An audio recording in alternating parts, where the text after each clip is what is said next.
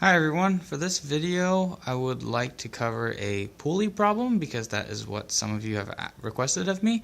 So I have set up a pulley problem over here with a 10 kilogram weight attached to a 40 kilogram weight. The system is released from rest and we are asked to find the acceleration of block B. So a great place to start is always our free body diagrams. Now, in setting up our free body diagrams, it's important to first designate our coordinate system, and I have chosen our coordinate system to designate down as being positive. Now, in order to find the forces acting on the system, what I tell people to do is to draw a box around the system and use that box to isolate your system, in this case the block, from the rest of the universe. And wherever there's something that crosses that boundary, namely this box, whenever something crosses that box or whenever the box cuts through something, you add a force there. So we have isolated the block from gravity, so there is going to be a force acting due to gravity, and there also are two tensions on the block because we have cut through the rope. We also know that the tensions are the same because the system is a pulley, so we have 2T going up. Now, in creating this free body diagram, our system is no longer at rest. So this, what we have drawn over here, is only half of our free body diagram. We also have to draw the second half of the effective forces of the system, which are equivalent to the mass of the system times the acceleration of the system. I do not know which way this block was going to go, so I just assumed that it was going to go in the positive direction, which was downwards. So I gave it a mass and an acceleration acting downwards.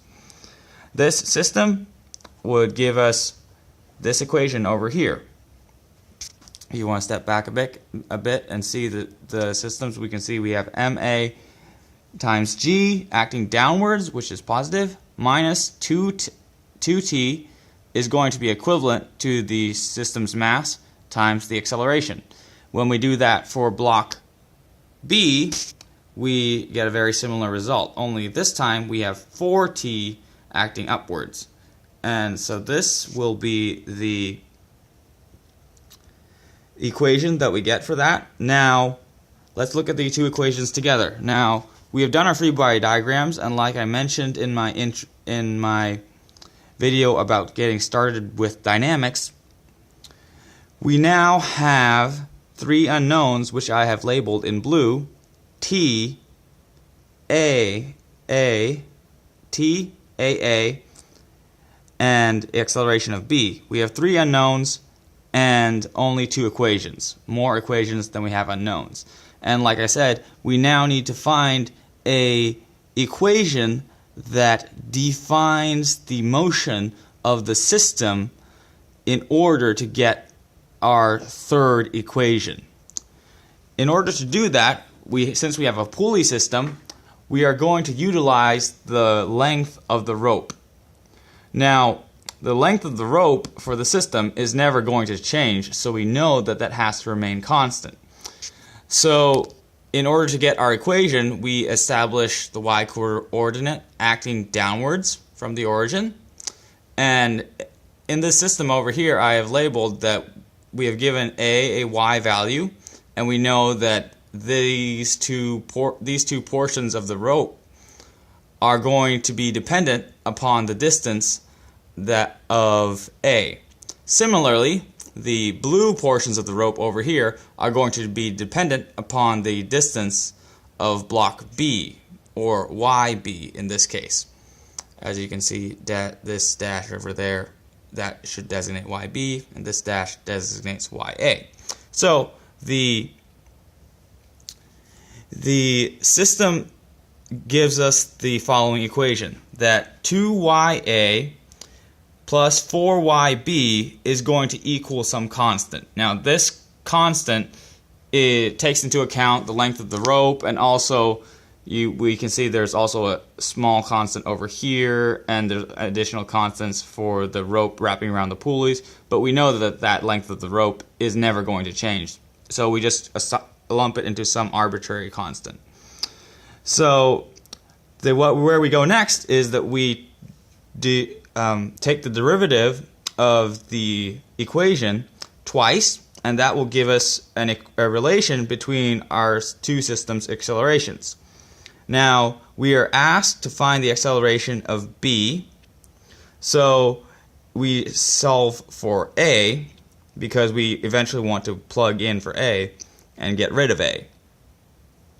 So we find that A is equal to -2 acceleration of B. The acceleration of A is equal to -2 acceleration of B.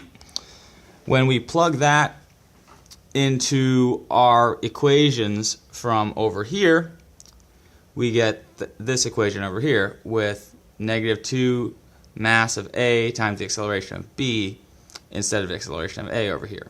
Now, the way that I've used to solve this problem is that we know that the other unknown that we need to get rid of is t. We don't really care to solve for it, so I want to find a way to eliminate it from these two equations. What I did was I multiplied this top equation over here with a factor that will get the coefficient on t over here to be the same as to be the negative of the factor of t over here, and that factor is -2. So now I multiply the whole equation by -2, and this gives us this equation over here. And notice that we have +4 over here, -4 over here. What I then went on to do was I added our two equations. So this term came down over here, this term came down over here, this term over here, this term over here. When you solve that out, you get that the acceleration of B is equal to gravity, the acceleration due to gravity, times mb minus 2ma all over 4ma plus mb. When you solve that out for the masses that we are given, namely that the mass of A is equal to 10, the mass of B is equal to 40, we get that the acceleration of B is equal to the acceleration due to gravity over 4, which is approximately 2.54. And that is how you solve this problem. So if you guys have any questions or comments, feel free to leave them in the comment section below. And as always, you guys have a good one.